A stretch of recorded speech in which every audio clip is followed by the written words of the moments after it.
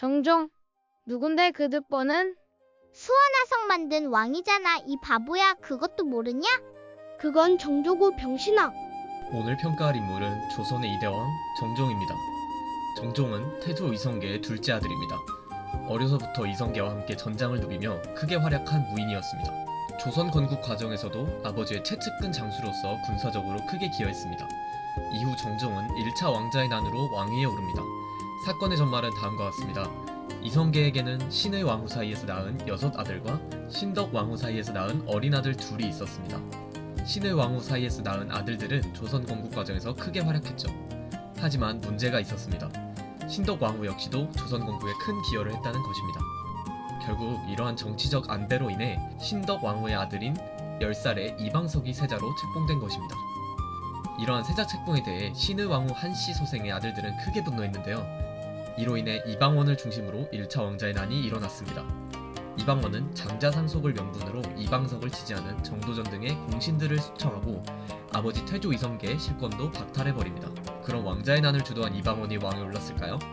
그럴 수가 없었습니다. 왕자의 난의 명분이 장자상속이었으니까요. 이성계의 장남은 이미 죽었기 때문에 차남인 정종이 이성계의 뒤를 이어 왕위에 오른 것입니다. 정종은 왕위에 대한 욕심이나 정치적 야심이 크지 않았습니다. 왕자의 난에도 적극적으로 참여하지 않았는데요. 하지만 정치적 상황에 의해 2대 왕으로 즉위한 것입니다.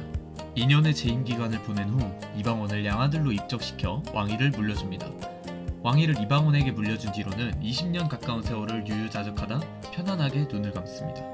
정종에 대한 긍정적인 요소를 살펴보겠습니다. 우선 건국 초기 이씨 집안이 막장으로 가지 않도록 억제하는 역할을 했다는 것을 들 수 있습니다.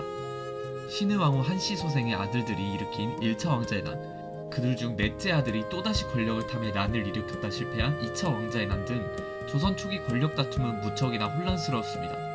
특히나 이것이 가족 간의 싸움이기에 그랬죠. 정종은 이방원 못지않게 조선 건국에 큰 공을 세운 인물입니다. 이런 인물마저 권력 다툼에 휘말렸다면 조선은 그야말로 풍비박산 날 수도 있었습니다. 다행히 정종은 권력을 탐하기보다는 가족 간의 갈등을 수습하는 데 집중했습니다. 물론 그래도 이미 콩가루 집안이긴 합니다만. 다음으로 그의 처세입니다. 정종은 조선 건국 이후 크게 적을 만들지 않았습니다. 아버지와 동생들, 조카들까지 모두 정종과 무난한 관계를 유지했습니다. 이방원을 인정하고 그에게 왕위를 물려준 것 또한 높이 평가할 만합니다. 조선을 혼란에서 수습하는 행동임은 물론 본인의 처세에도 무척이나 유리한 행동이었습니다. 덕분에 그는 천수를 누리며 살 수 있었습니다.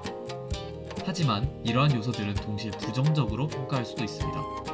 정종은 조선 역사에서 가장 존재감이 낮은 왕들 중 하나입니다. 아버지와 함께 전장에서 활약했고 조선 건국의 중요한 인물이었음에도 그렇습니다. 그의 재위 기간이 2년 남짓이었으며 그조차도 허수아비 신세였습니다.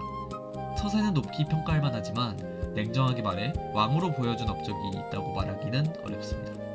또한 정종이 권력욕이 아예 없었다고 평가하기에도 무리가 있습니다. 정종에게는 적장자가 없었지만 척 사이에서 낳은 서자들은 존재했습니다. 정종은 자신의 서자에게 왕위를 물려주려는 시도를 하였다가 이방원에게 제지당해 실패했습니다. 물론 이 과정에서 이방원과 엄청난 정치적 다툼을 벌인 것은 아니었습니다. 이방원이 제지하자 순순히 물러나는 모습을 보였죠. 하지만 이러한 모습으로 미뤄보아 그가 권력욕이 아예 없었다기 보기는 힘듭니다. 이방원이 우위에 있는 현실을 인정하고 물러났다고 표현하는 것이 맞겠지요? 지금까지 정종 이방과에 대해 알아보았습니다. 아버지와 함께 전장을 누비고 조선 건국에 기여한 인물, 현명한 처세로 천수를 누린 인물, 하지만 왕으로서의 존재감은 미약한 인물입니다. 오늘의 한 줄 평입니다. 정쟁에서 살아남기.